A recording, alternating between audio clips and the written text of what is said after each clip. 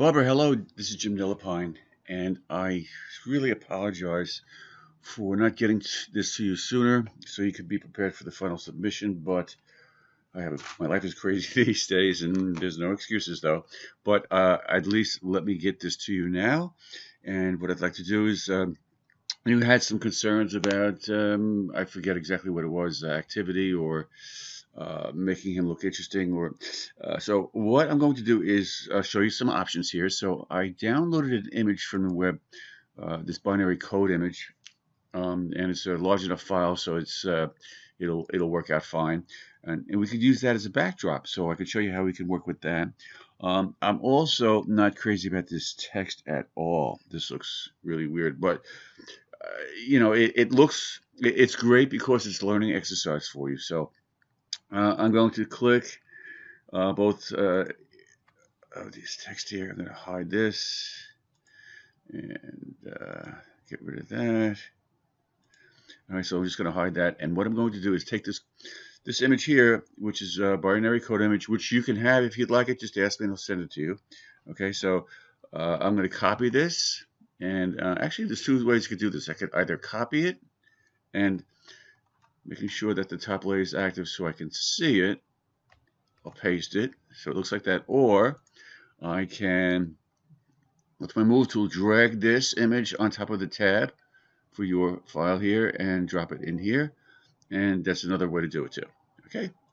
All right. So we only need one. So what I'm going to do is this. I'm going to create a background using this. So I'm going to, let's see, let me expand this. And this is a good way to show you a few tips here and there. And I just have to remember to stop myself because I go a million miles an hour sometimes. So I'll just bring this right down here. So now it's below everything, and I see another interesting image here. Let me just see this. Well,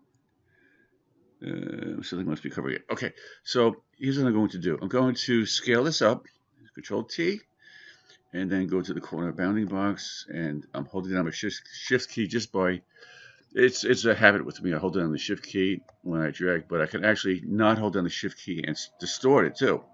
So in this case, it's not a problem because if it's a human being, you would either make them too thin or too thick, or too thin or too heavy. So let me just drag this up here. So I'm going to create a flooring and then a wall. Okay, so you want to keep in mind that there's a 2/3, a 1/3, 2/3 rule in design. Okay, you never want to cut a design in half. So if I bring this up, I'll be cutting the design in half. So I'll bring this down here and then I'll scale this up. Keep it proportionate. And again, this is all just, these are suggestions, okay? I'll hit enter. And then what I'm going to do is this. I'm going to duplicate the layer by hitting Control J. Okay, so if you have a Mac, every time I say Control, use the Command key. Okay, if you have a Mac, every time I say the Alt key, you're going to use the Option key. Okay, so now with this copied layer on top, I'm going to go to Edit, Transform, and Flip Vertical, so it's upside down. Then I'm going to click and drag this down. As I'm dragging, I'm holding down the Shift keys to constrain this slide.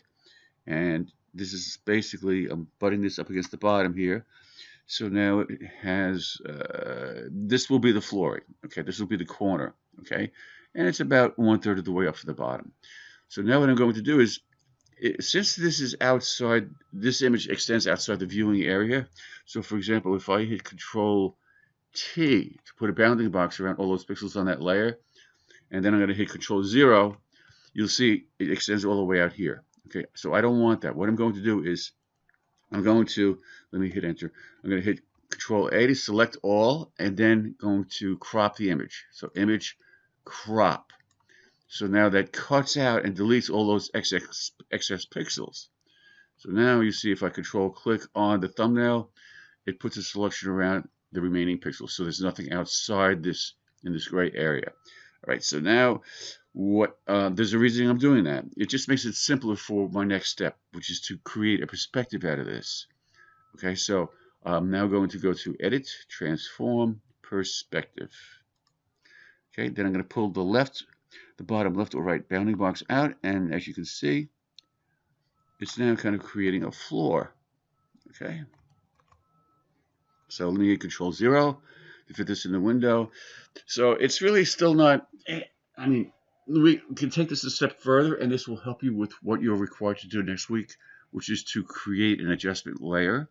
All right, so since the green, this fan is greenish, it doesn't stand out enough. So we're going to soften or change the color of the top wall area. So I'll select that, and I'll create an adjustment layer, and I'll use hue. Okay, hue saturation. So when you change the hue, you're changing color. All right, so I'm now going to change the hue by sliding it, and you see it changes the color. Okay, so you can choose whatever color you want. I'll choose that color just for the heck of it. All right, so now note something. There's nothing underneath here, so you don't have to make an adjustment, a clipping mask out of this. But if this was, let's say, I'll drag this up here. Up here, note how it affects all of the underlying layers. So if I bring it up, the further up I bring it, it's going to affect everything. Unless I do this, I make it a clipping mask. So when I make it a clipping mask, it's going to attach itself to this fan image here. So Alt or Option click right here. Okay, so note that now it attaches itself to that only. Okay, so that's so let me unclip it by Alt clicking, and then I'll drag it back down again, and we'll go to where I had it before.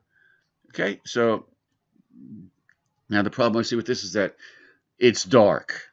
Okay, so I may want to add another adjustment layer. This is probably not the best choice here. Actually, let's do this. Let me just double click on this to go back.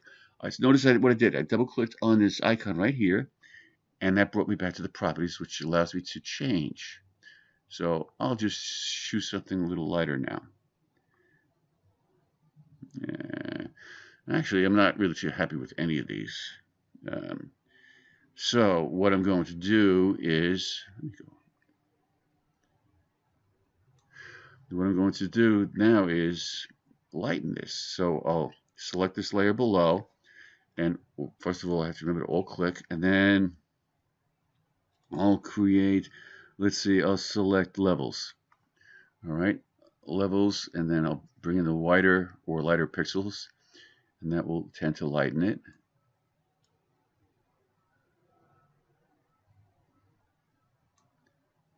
Okay. It's still a bit busy, but there's another interesting thing we can do here, which is to, first of all, we have to have a background. Let's create a white background. I'm telling you, I get off on tangents here, so I apologize. I'm going to go on and on and on. But listen, this is just a learning experience, so it's okay. So I'm going to create a new layer underneath this background layer, and I'm going to fill that with, I'll fill it with the green. So I'm going to sample this green right here. Okay. And I'm going to hit Alt Delete to fill that layer with green. So we don't see it, but here it is. Okay. So now if I go to this layer and create a layer mask, okay, then go to my gradients tool and hit the letter D to make sure black is my foreground color, or X, and then I can click on the top and drag down to about the horizon here, and notice what happens. Actually, that looks terrible. But notice what happens. You have this, it masks out the top portion so it sees that underlying green layer, which means you can now go into this layer and change it and make it any color you want. So I can make this white. I can do that. So we'll just leave it at that. All right, so now what I would suggest is to start to position your character so that he looks like he's, he's actually standing there. So that means taking this leg here and rotating it. So if I select the leg, hit Control T, puts a bounding box around it. Now I'm going to drag this rotation point, or the center point. Okay, they call it the center point, and it will rotate around that point. So, whoops. So now I forgot. That's right. The leg and the foot are not attached. So let me just undo that, and I'm going to Control Shift click, or just shift click to add that to the layer. So now both are selected. Okay, so let me undo that. Now I'll hit Control T. Now I can rotate them both at the same time. So I'll drag the center point right here and do something like that. So now he's at least standing on the ground. Okay, and don't forget you have to create a shadow. All right, so these two here, you may want to just make it so that it's off the ground a little bit. I'll raise it up a little bit here. Okay, so you may want to also, I thought I did some changes here for you. I angled things, so I would angle his head also. All right, so right now you have, yeah, I want, well, let's see. I don't think, yeah, you could do that. I actually wanted to not do that. I wanted to take this. I'm going to go to this here. But what I'm going to do is this. I'm going to keep this simple. I'm going to right click and apply the layer mask, okay? Then I'm going to put a selection around just the head, okay? Now what should I going to do? I'm going to hit Control Shift J. So Control J would duplicate what's on that layer and bring it to the layer above. Control Shift J will remove it from that current layer and place it alone on the layer above. So now you have just that. So that gives you the option of hitting Control T and rotating the head. So I'll bring the center point down here and just rotate it a little bit, right? Just shift it over using my arrow key and something like that, okay? Now with regards to text, all right, I'm taking way too long. All right, so I created some text before that I'm going to work with. So Chris, I'm going to put down here for now. Whoops. Okay. And I may have selected a background that is going to make it a little tricky for me. So I'm going to hit Control T to extend, and I'm not even going to hit Shift key. I'm just going to expand this word out dramatically.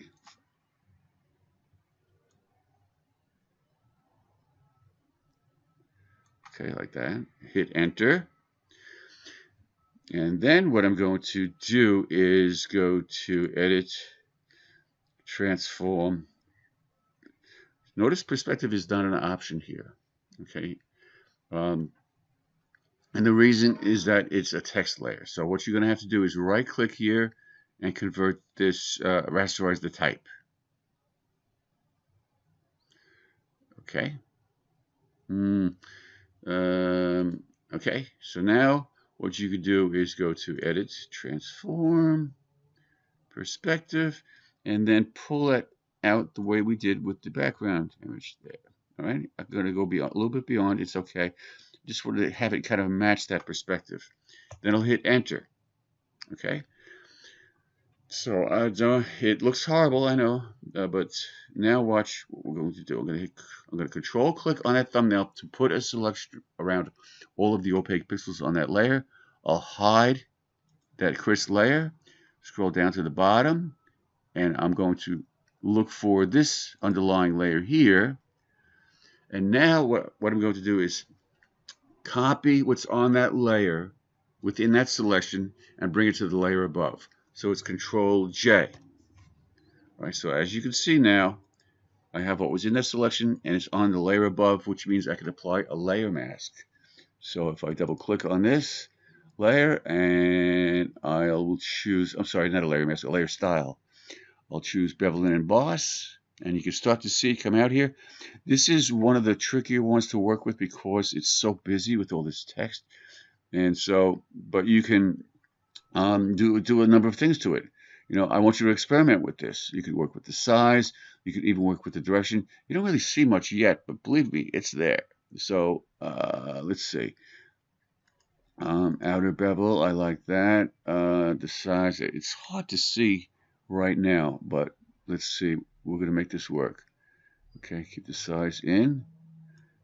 Okay, we have that. And soften.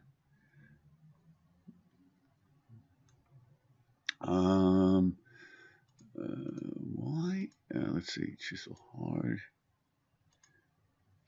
This is not even, this is not too visible yet.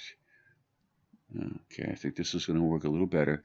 All right, so now here's where the difference can come in. Now you can apply any of these others. So for example, I can choose a color overlay.